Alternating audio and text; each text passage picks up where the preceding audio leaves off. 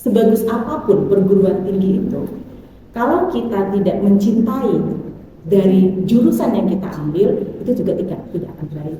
Jadi bagaimana kita memaksimalkan proses kuliahnya, cintai ya jurusan yang kita ambil, dan tentunya ikhtiar kita. Yakinlah bahwa ini yang terbaik buat kita. Ya.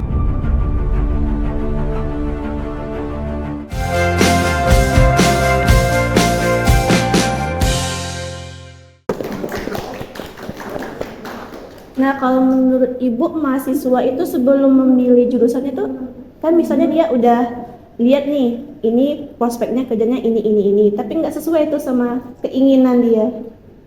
Oke. Itu gimana tuh? Nggak sesuai dengan keinginan. Iya.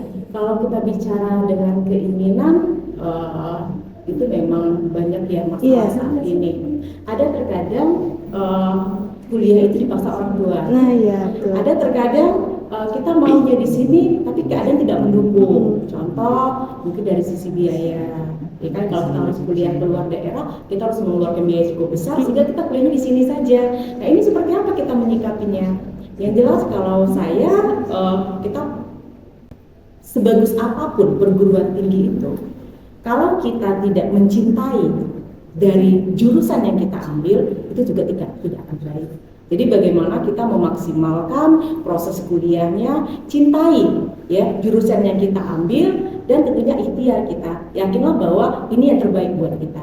Jadi apapun rencana, menurut saya yang terbaik itu adalah apabila kita bisa menerima kondisi saat ini dan kita maksimal untuk menerapkan ataupun menjalankan yang sudah ada ataupun yang didapat fakultasnya atau jurusan yang sudah diambil.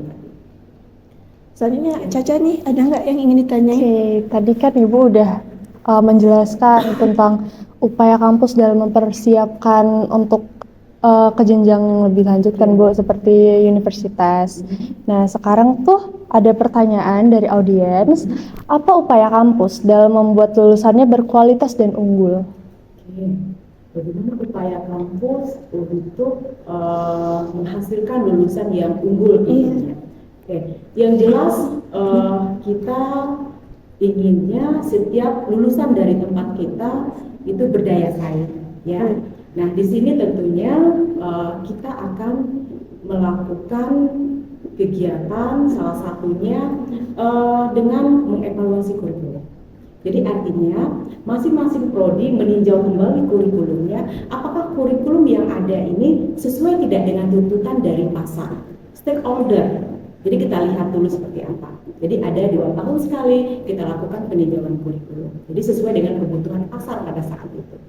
Kemudian yang berikutnya lagi dosen. Nah, tentu untuk mendapatkan sesuatu yang bagus, kita juga meningkatkan kualitas dosen kita. Apa yang kita lakukan? Yang pertama, kita tentu ingin dosen kita memiliki jenjang pendidikan yang lebih baik lagi. Nah, saat ini IAK sudah melakukan pengembangan dosen dengan menyekolahkan beberapa orang dosen ke jenjang S3. Kemudian berikutnya juga dosen kita kalau ada kegiatan pelatihan, seminar sesuai dengan bidang keilmuan masing-masing, itu kita motivasi untuk selalu mengikuti kegiatan-kegiatan tersebut. Sehingga ilmu yang terbaru tersebut bisa diterapkan, disampaikan kepada calon lulusannya, sehingga kualitas dari lulusannya nanti akan sesuai dengan kebutuhan atau update lah ilmu-ilmu yang didapatkan. Nah, ini kan baru-baru ini ada surat edaran nih Bu, tentang peringatan untuk mahasiswa-mahasiswa akhir yang ingin di DO. Apa sih tanggapan Ibu tentang itu? Memang kalau kita lihat untuk DO, nah kembali lagi, kalau memang mahasiswa itu menganggap kuliah itu adalah satu kebutuhan, ya, tentu tidak akan sampai mahasiswa ini masuk ke tahap itu. Kita harus paham dulu jenjang pendidikan kita. Kalau kita diploma 3, berarti kita kuliah itu maksimal itu di 5 tahun. Karena mau tidak mau, kita bicara tentang sistem, setelah 5 tahun kalau kita tidak menyelesaikan pendidikan, data kita akan hapus.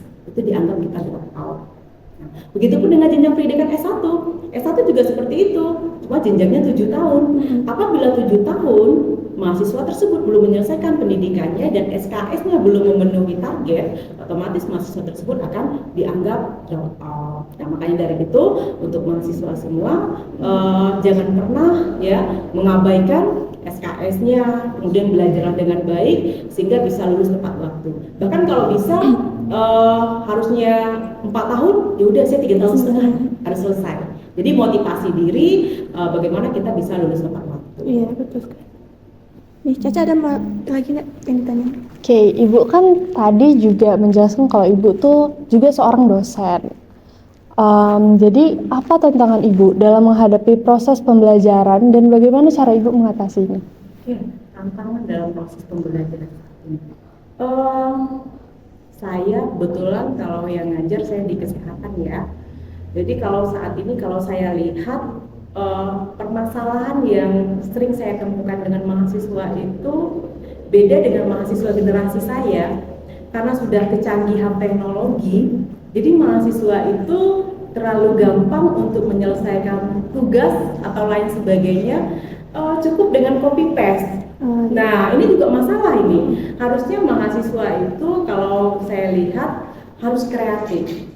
Ya, memanfaatkan semua fasilitas. Jadi kemampuan digitalisasi, apakah itu teknologi, itu gunakan sebaik mungkin. Jangan ini justru membuat kita menurun dalam artian di sini upaya yang kita lakukan. Kebanyakan mahasiswa terkadang ya udah ambil ini aja diperbaiki, kemudian tinggal diedit sedikit, kumpulkan. Namun tidak dia yang membuat, bukan dia yang melakukan. Nah, ini salah satu tantangan juga sehingga saya lebih cenderung mahasiswa itu pada saat ada tugas, saya ingin mereka itu mengerjakan dan tulis tangan. Sehingga pada saat dia mengerjakan, berpikir, dia bisa memahami apa yang dia buat. Tapi itu juga pada kasus-kasus tertentu dan pada mata kuliah tertentu. Jadi ini salah satu strategi yang saya lakukan untuk memaksimalkan kemampuan mahasiswa dalam menerima proses pembelajaran. Nah, untuk kan bentar lagi ada pembukaan nih Bu. Ada nggak sih tantangan Ibu dalam menghadapi proses penerimaan mahasiswa baru dan gimana sih cara Ibu mengatasinya? Oke. Kalau kita bicara tentang mahasiswa baru, kita lagi heboh ya saat ini tentang biaya kuliah tunggal, ya. Dimana sekarang kita lihat kenaikan untuk PTN itu luar biasa sekali, itu sampai 200 sampai 500% kenaikan dari UKT. Nah, sebenarnya kalau kita lihat di sini untuk calon mahasiswa baru ini mungkin juga masalah.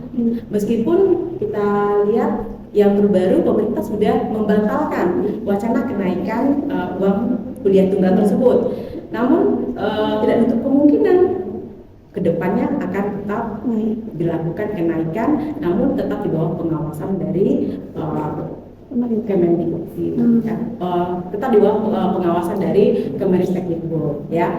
Jadi artinya di sini untuk calon mahasiswa baru dengan adanya persoalan ini, harapan kita itu akan mereka memilih ya perguruan tinggi swasta yang notabene biaya kuliahnya tidak semahal ya yang sudah ditawarkan oleh PTN tersebut, perguruan tinggi negeri tersebut. Karena menurut saya di sini biaya kuliah itu untuk di IAM sendiri itu sangat terjangkau sekali. Ya kita sangat kita kuliah kita murah tapi kita bukan murahan. Kita artinya di sini kita bisa menyesuaikan dengan kondisi keuangan masyarakat umum dan mekanisme dari pembayaran pun kita juga sangat fleksibel sekali. Jadi kalau saya bicara di sini tentang uang kuliah kita untuk mahasiswa baru mungkin dengan bayar hanya 750.000 di awal itu kita sudah bisa untuk mendaftar dan masuk di IAM ini. Nah, jadi di sini menurut saya untuk biaya kuliah dengan adanya sistem yang sudah kita terapkan di mana pembayaran uang kuliah itu bisa dicicil, ini juga merupakan suatu program unggulan bagi kita sehingga tahun ini harapan kita mahasiswa baru kita jauh sesuai dengan target yang diinginkan, bahkan tentunya lebih banyak dari tahun-tahun sebelumnya. Nah, kan Ibu tadi ada membahas tentang kenaikan UKT nih. Apa sih hal yang mendasar menurut Ibu hal yang mendasari kenaikan UKT sendiri itu apa gitu? Oke. Kita lihat beberapa tahun yang lalu itu ada yang namanya PTNBH. Jadi PTNBH itu adalah Perguruan Tinggi Negeri Berbadan Hukum. Nah, jadi di sini di mana perguruan tinggi ini diberi hak ataupun diberi wewenang oleh pemerintah untuk mengelola operasional sekolah ataupun perguruan tinggi itu sendiri. Nah, kalau dulu perguruan tinggi negeri itu memang sepenuhnya dibantu oleh pemerintah, dibiayai oleh pemerintah. Namun saat ini karena sudah ada PTNBH tadi, itu hanya berapa subsidi dari pemerintah untuk biaya operasional pelaksanaan kegiatan di perguruan tinggi. Jadi perguruan tinggi dikasih kesempatan. Nah, inilah yang menyebabkan perguruan tinggi menaikkan UKT sesuai dengan perguruan tinggi masing-masing. Dan ini sepertinya beda-beda. Setiap fakultas itu memiliki wewenang dan tentunya ada perguruan tinggi itu yang fakultas itu yang sangat mahal sekali. Nah, apalagi yang kesehatan itu biasanya sangat mahal sekali. Nah, jadi artinya di sini saya dengan adanya peningkatan UKT ini tentu sangat prihatin sekali dengan kebijakan tersebut. Mudah-mudahan ini tidak terjadi sehingga bisa memberikan kesempatan kepada masyarakat kita untuk bisa kuliah di perguruan tinggi.